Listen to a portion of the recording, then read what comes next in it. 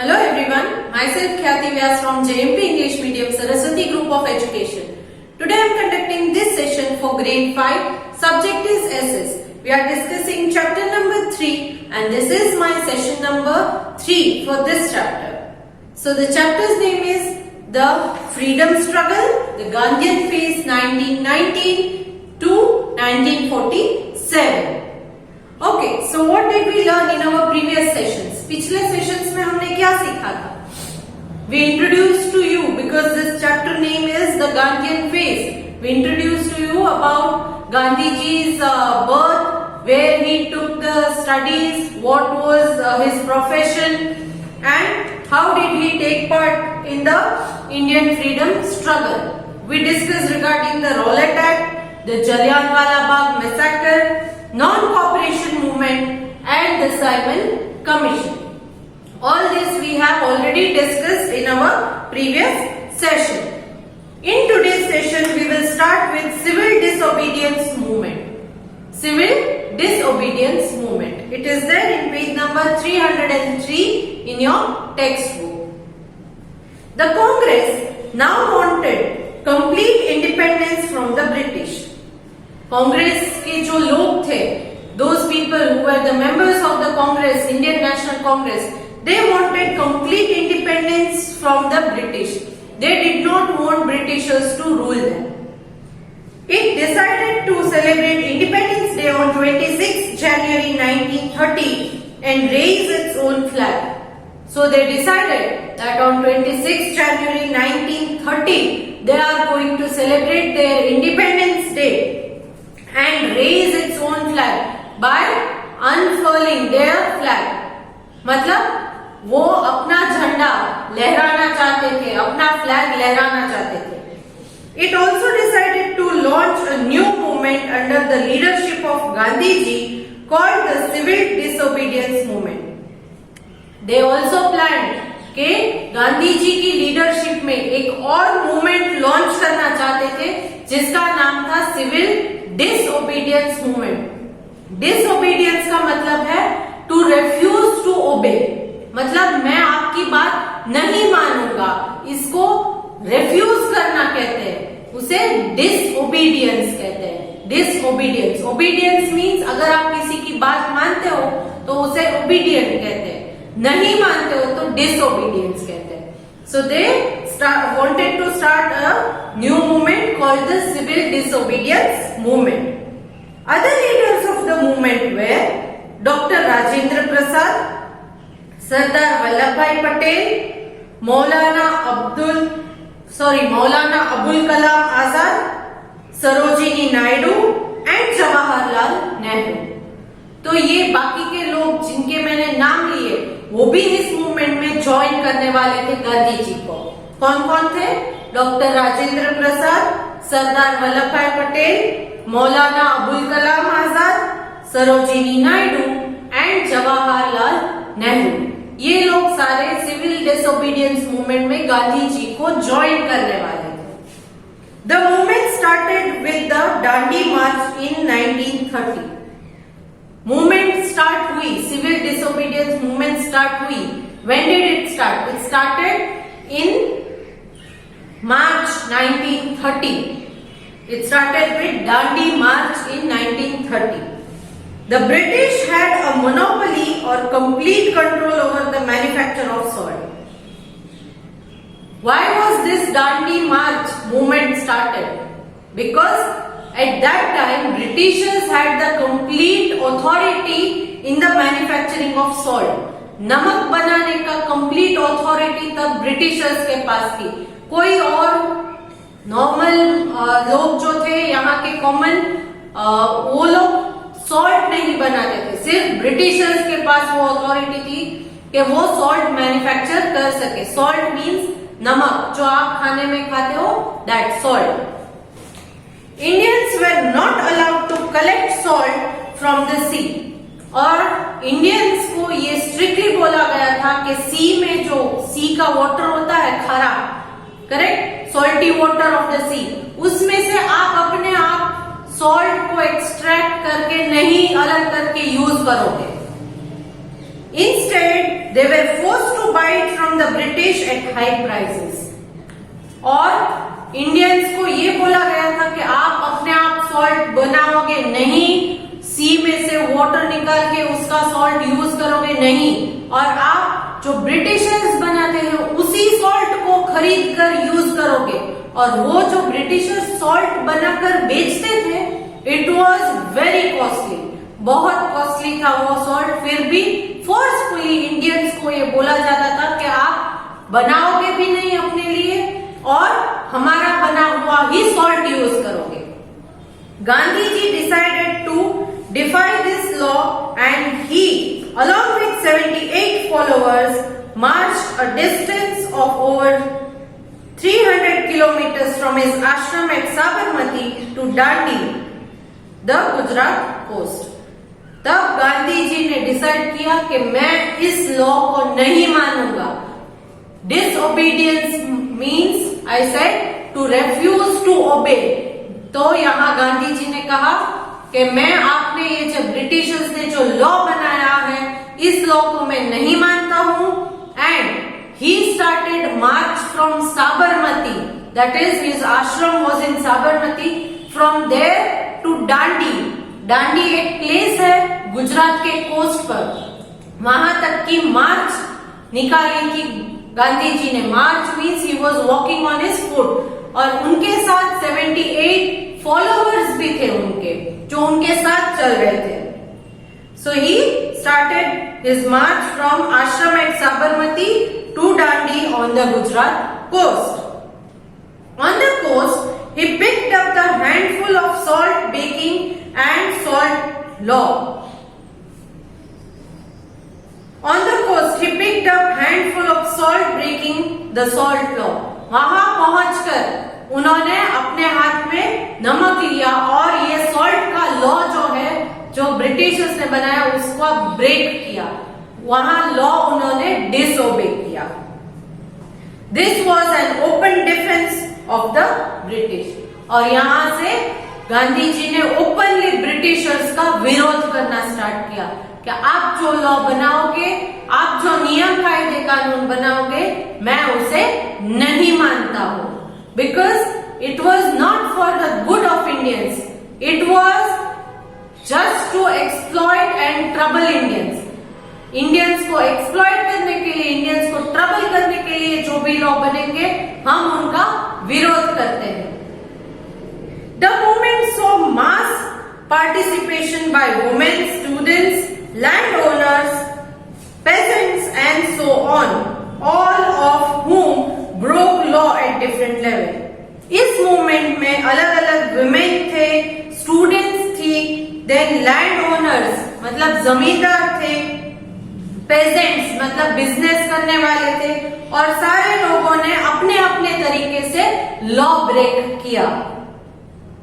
Inspired by Gandhi ji, many people broke the salt law along the coast of Island। Inspired by Gandhi ji, Gandhi ji से प्रभावित होके बहुत सारे लोगों ने भी इस सॉल्ट लॉ को ब्रेक किया गुजरात के कोस्ट पर, डांडी में। The government arrested thousands of people.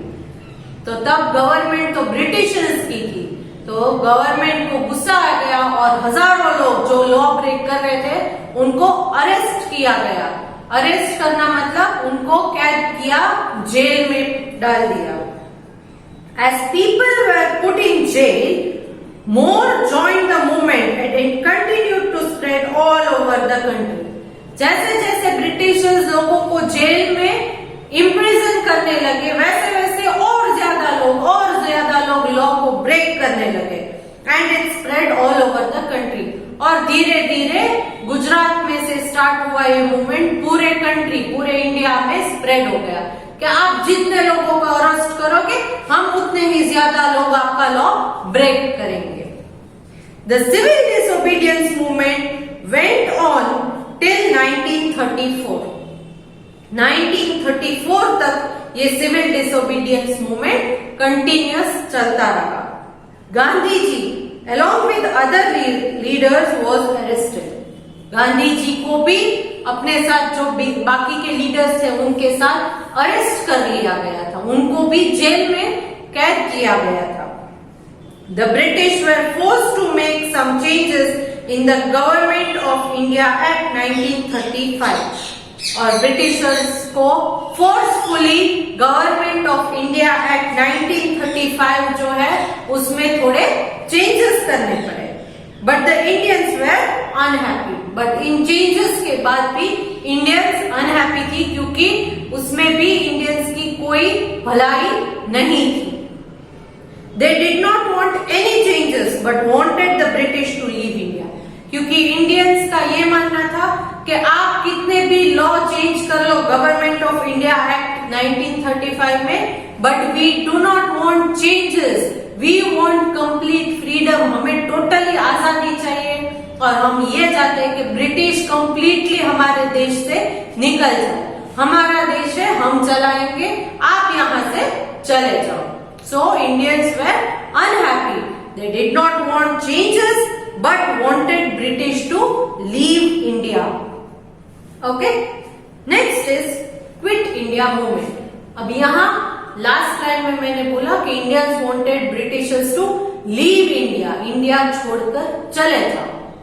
तो नेक्स्ट मूवमेंट इंडिया छोड़कर चले जाओ से कनेक्टेड है, that is quit India movement. Quit India movement मतलब इंडिया छोड़कर चले जाओ, इसके रिगार्डिंग एक मूवमेंट चलाई गई। Now let's see what is that. With the second world war breaking out in 1939, second world war start हुआ था 1939 में। The whole process was further delayed. तो सेकेंड वर्ल्ड वॉर की वजह से ये पूरा क्विट इंडिया मूवमेंट का पूरा प्रोसेस थोड़ा डिले हो गया, क्योंकि जब तक सेकेंड वर्ल्ड वॉर खत्म नहीं हो जाता तब तक हम भी ब्रिटिशर्स को यहाँ से भगाने के लिए कंप्लीटली रेडी नहीं है, क्योंकि किसी भी समय कोई भी इमरजेंसी आ सकती है। तो तब तक हमें होल्ड पर इस मूवमेंट को रखा था। सेकेंड वर्ल्ड वॉर खत्म होने तक हमने इस मूवमेंट को होल्ड पर रखा था। Again the British wanted India to help in the war efforts. यहाँ पर भी फर्स्ट वर्ल्ड वॉर की तरह ब्रिटिशर्स ने कहा कि इंडिया वाले आप हमारी हेल्प करो, सेकेंड वर्ल्ड वॉर में हमें सपोर्ट करो। फर्स्ट वर्ल्ड वॉर में भी उन्होंने यही कहा था कि आप हमें सपोर्ट करो और हमने सपोर्ट भी किया था। अब सेकेंड वर्ल्ड वॉर में भी वो चाहते थे कि इंडिया उनका सपोर्ट करे, but the Congress dissatisfied with the response of the government launched the Quit India movement in 1942.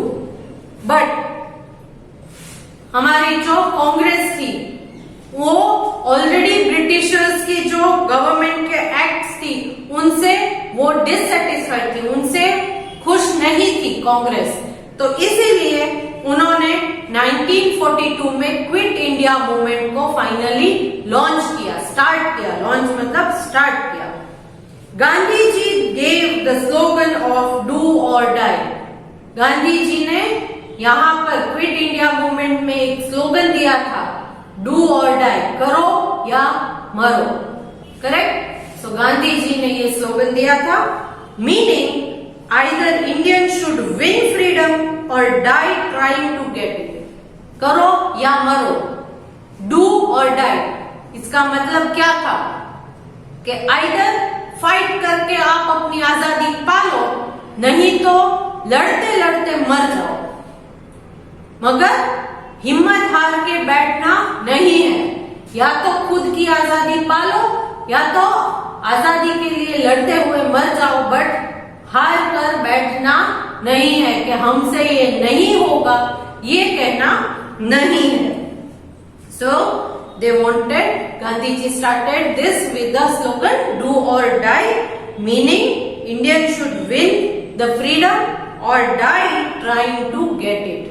Freedom को पाते हुए या तो मर जाओ या आजादी को पालो। Next, Indian national army. अब लड़ाई लड़नी है तो इंडिया के पास आर्मी भी होनी जरूरी है। आर्मी नहीं है, फौज नहीं है तो लड़ाई कैसे जीतेंगे? So now comes Indian national army. Subhash Chandra Bose, popularly called Netaji, was one of the most highly respected leader of the independence movement. Subhash Chandra Bose, जिसको हम नेताजी भी कहते हैं, वो बहुत ही रेस्पेक्टफुल पर्सन थे इंडिपेंडेंस मूवमेंट के. He led the Indian National Army और द आजाद हिंद फौज. वो लीडर थे इंडियन नेशनल आर्मी के, जिसको हिंदी में आजाद हिंद फौज भी कहते हैं. And fought for the India freedom. और उनकी लीडरशिप में इंडियन आर्मी ने ब्रिटिशर्स के अगेंस्ट फाइट किया था फॉर इंडिया फ्रीडम. अपनी आजादी के लिए ब्रिटिशर्स के अगेंस्ट इंडियन आर्मी ने फाइट किया था. लीडर वॉज सुभाष चंद्र बोस और Netaji, and he was the leader of Indian national army और आजाद हिंद फौज. He believed that freedom could be obtained by force. उनका ये मानना था कि आप रिक्वेस्ट करके कितना भी थक जाओ, बट रिक्वेस्ट ब्रिटिशर्स मानेंगे नहीं. सो इसीलिए आजादी पानी है तो फोर्सफुली ही पानी होगी. कभी कभी ऐसा होता है, even at your home, if you want to get what you want, sometimes what is it, forcefully you have to get it. कभी कभी अपना अधिकार पाने के लिए आपको किसी के साथ लड़ना भी पड़ता है. स्कूल में भी कभी कभी आपकी बेंच पर अगर कोई शैतान बच्चा आकर बैठ जाता है, ऑफिशियल प्लेस वो आपकी है, मगर वहां कोई शैतान बच्चा आकर बैठ जाता है और आपसे लड़ाई करने लगता है, तो आप रिक्वेस्ट करोगे तो वो उठेगा नहीं. तब क्या करना पड़ता है, फोर्सफुली हमें उसे उठाना पड़ता है कि भाई ये मेरी जगह है और मैं इसे नहीं छोड़ूंगा. So even he believe that freedom could be obtained by force. उनका भी ये मानना था कि आजादी हमको फोर्सफुली ही मिलेगी. इन ब्रिटिशर्स को फोर्सफुली ही यहां से निकालना पड़ेगा. वो शांति की भाषा नहीं समझते हैं. Although put in jail many times, he escaped to Russia, from where he went to Germany and from there to Japan. उनको बहुत बार ब्रिटिशर्स ने जेल में भी कैद किया था, मगर he escaped to Russia, वो वहां जेल से रशिया भाग गए थे.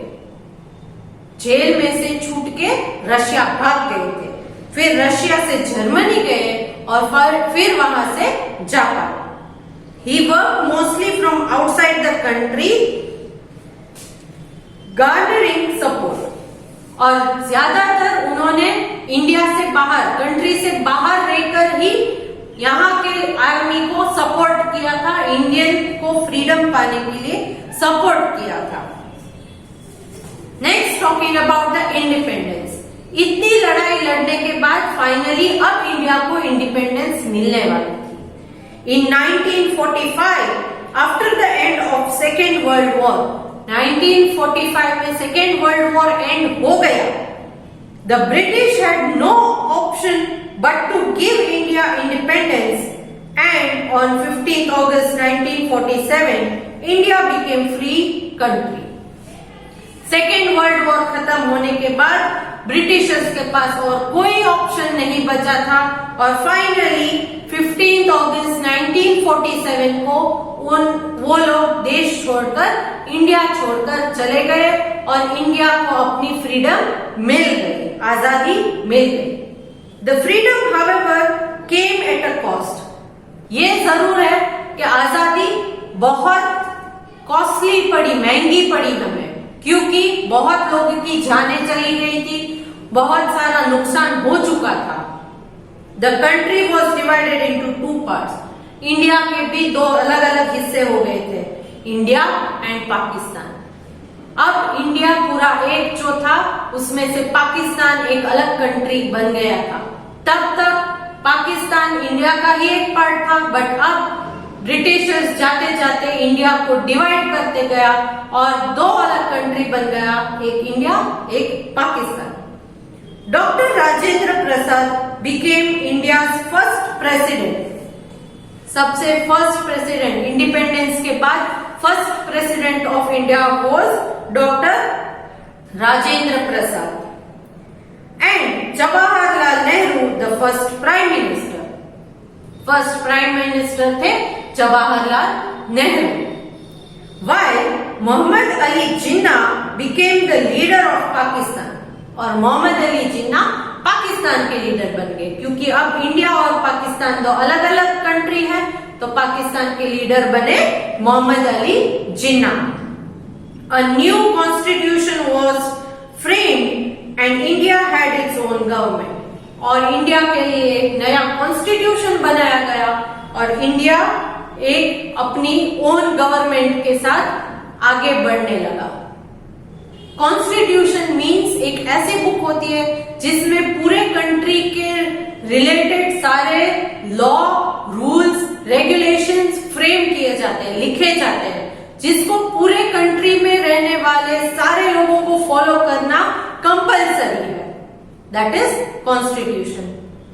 Okay, so this was regarding the freedom struggle and the Gandhian phase. Finally India आजाद हो गया ब्रिटिशर से 1947 15 अगस्त को. आज भी हम 15 अगस्त को every year independence day celebrate करते हैं ना. यस. एंड कॉन्स्टिट्यूशन लास्टली बोला गया कि कॉन्स्टिट्यूशन वाज फ्रेम. तो कॉन्स्टिट्यूशन फ्रेम होके उसे जब एग्जीक्यूट किया गया, it was 26 January, republic day. Correct. तो ये था इस चैप्टर के रिलेटेड सारी information. Next session we will take up with the exercise of this chapter. Next session में इस चैप्टर की एक्सरसाइज हम डिस्कस करेंगे. आज के सेशन में मैंने जितना भी आपको एक्सप्लेन किया, please read that from your text book. Please mind the pronunciation. Pronunciation कुछ हार्ड वर्ड्स है, न्यू वर्ड्स है, उनके pronunciation सीखिएगा. If you are still having difficulty, go through the video once again. I have explained everything in the video and I want you all to be aware of the answers for the textbook exercise before I start the next session.